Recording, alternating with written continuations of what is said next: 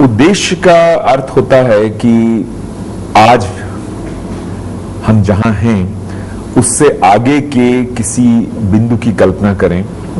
और उस बिंदु की तरफ बढ़ने के लिए जो उत्साह चाहिए, जो ऊर्जा चाहिए, उसको अपने भीतर महसूस करें। इस दृष्टिकोण से अगर देखें तो शिक्षा का उद्देश्य एक बच्चे के मन में, एक माँ या उसके बच्चे के पिता के मन में, या समाज और राज्य के संदर्भ में आप अलग अलग तरीके से निर्धारित कर सकते हैं। एक बच्चे के मन में शिक्षा का उद्देश्य इसी तरह सोचा जा सकता है कि वो बच्चा जब थोड़ा सा बड़ा होगा तो उसकी प्रवृत्तियां, उसकी रुचियां, उसकी क्षमताएं किस किस रूप में हमें विकसित अवस्था में दिखाई देंगी। अगर आप किसी माँ या पिता के दृष्टिकोण से विचार करें तो हम कह सकते हैं कि उनके लिए अपने बच्चे की शिक्षा का उद्देश्य ये दिखाता है कि ये बच्चा जब बड़ा होगा तो किस रूप में उनके सपनों को साकार करेगा। और अगर इसी बात को समाज के या पूरे राष्ट्र के संदर्भ में उठाएं तो आप कह सकते हैं कि एक सामूहिक सहमति से अगर कोई सपना, भविष्य का कोई बिंदु किसी समाज में स्थापित हुआ है या पहचाना गया है तो वो एक उद्देश्य के रूप में काम कर सकता है। इस लिहाज से देखें तो हमारे देश का संविधान अपने आप में एक उद्देश्य देता है, एक ऐसे समाज का सपना देता है जहां सामाजिक सद्भाव और शांति का आधार न्याय होगा, समता होगी। मुख्य बात हमारे संविधान में यही है, यानी कि एक ऐसा राज्य जहां पर की शांति कानून और व्यवस्था की वजह से नहीं बल्कि न्याय की वजह से और राज्य में न्याय देने की, राज्य की क्षमता में लोगों की आस्था की वजह से होगी। और इस उद्देश्य के लिए संविधान एक परिवर्तनकारी भूमिका शिक्षा को देता है। इस दृष्टिकोण से देखें तो संविधान बहुत स्पष्टता से निर्धारित कर देता है कि शिक्षा को किन मूल्यों के लिए और किन आदर्शों के लिए काम करना चाहिए। ये हमारे संविधान के बिल्कुल शुरुआती हिस्से में इतने सुंदर ढंग से रखे गए हैं कि इनको पढ़ के हम शिक्षा की भूमिका भारत के समाज के संदर्भ में बड़ी आसानी से पहचान सकते हैं। एक ऐसे समाज की कल्पना वहां की गई है जहां का हर व्यक्ति नागरिक होगा, यानी उसको अपने देश को चलाने की प्रक्रिया में सोच समझ के भागीदारी करने का अधिकार होगा। सिर्फ अवसर नहीं होगा बल्कि अधिकार होगा। यानी एक ऐसे समाज की वो परिकल्पना है जहां हर व्यक्ति अपने दिमाग से सोच सके, अपने निर्णय खुद ले सके और किसी के दबाव में नहीं और न ही किन्हीं परंपराओं के दबाव में, बल्कि अपने दिमाग से, अपने विवेक से सोच सके और अपनी भावना से सामाजिक कार्यों में, देश के निर्माण के काम में जुड़ सके। तो यहां एक ऐसी लोकतांत्रिक व्यक्तित्व की कल्पना है जो किसी के सोचे हुए सच का मोहताज नहीं है, जो अपना रास्ता खुद बना सकता है, जिसमें आत्मनिर्भरता है, बौद्धिक स्तर की भी और उपार्जन के लिए भी। अगर आप इन दोनों दृष्टिकोणों से देखें तो ऐसे एक लोकतांत्रिक नागरिक का निर्माण करना, यही संविधान की दृष्टि में शिक्षा का उद्देश्य उभरता है। और इसमें जो सबसे महत्वपूर्ण पहलू है वो ये है कि एक बच्चा जन्म से ही जिन स्वाभाविक क्षमताओं के साथ पैदा होता है उन स्वाभाविक क्षमताओं का आदर शिक्षा व्यवस्था कर सके और उन क्षमताओं को इस हद तक बढ़ा सके कि वो एक लोकतांत्रिक समाज में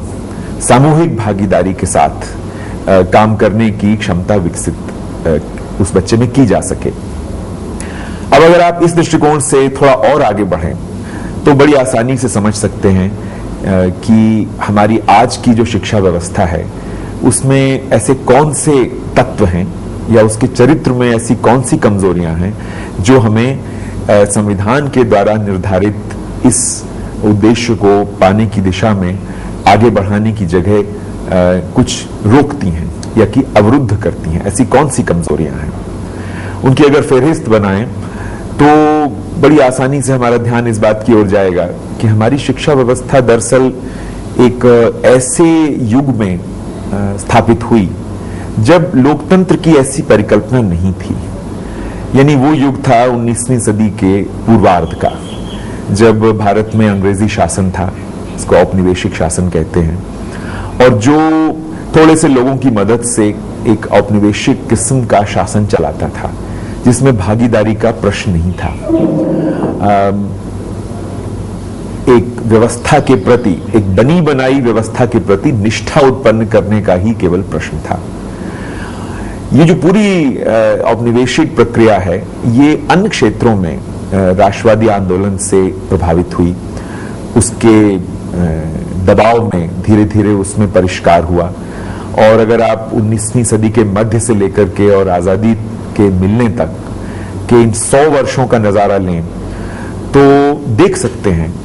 कि कितने बड़े सामाजिक परिवर्तनों से राष्ट्रवादी आंदोलन ने हमारे समाज को गुजारा, एक नई चेतना को जन्म दिया, जो राज्य के ढांचे को लोकतंत्र के निर्माण के लिए तैयार करने के लिए छटपटा रही थी। और इसीलिए आप आजादी में एक गहरा सांस्कृतिक परिवर्तन का नक्शा और सपना देख सकते हैं, जिसको संविधान ने शब्द दिए हैं। शिक्षा व्यवस्था के साथ एक झंझट दिखलाई देता है कि जिन सुधारों की जरूरत शिक्षा व्यवस्था को थी, एक औपनिवेशिक प्रक्रिया से निकल करके और एक लोकतांत्रिक प्रक्रिया बनने के लिए, उन सुधारों के अमल में बहुत परेशानियां आई।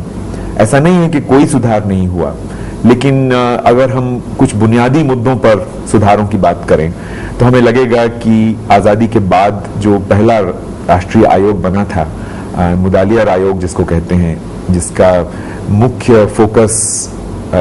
माध्यमिक शिक्षा पे था, उसके अगर नजरिए से देखें 1952-53 का ये आयोग है,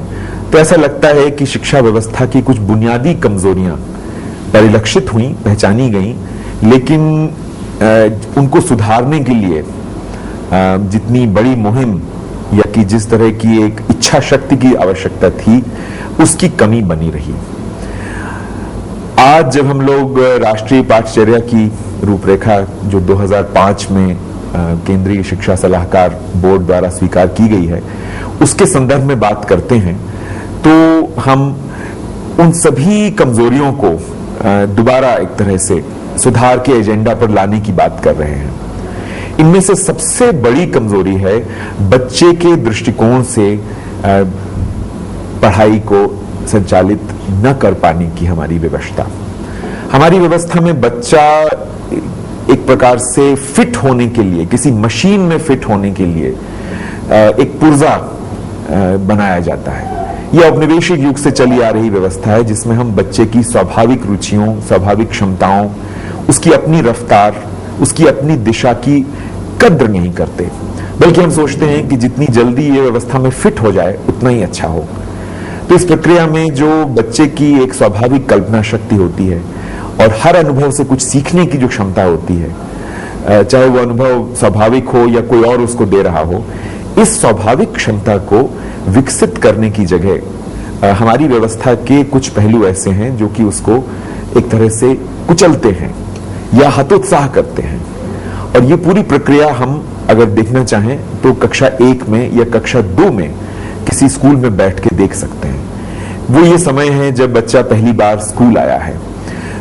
वहाँ की जो औपचारिक रीतियां हैं, जो तौर तरीके हैं, उनमें वो भी बंधा नहीं है। उसमें एक स्वाभाविक ऊर्जा है, एक प्राकृतिक क्षमता है, उसके शरीर में कई तरह की ऊर्जाएं हैं, शरीर का हर एक अंग संचालित करने की उसकी हमेशा इच्छा रहती है। वो पेड़ पौधों की दुनिया में, फूलों की, जानवरों की दुनिया में एक सहज रुचि लेता है। तो जो कक्षा की 4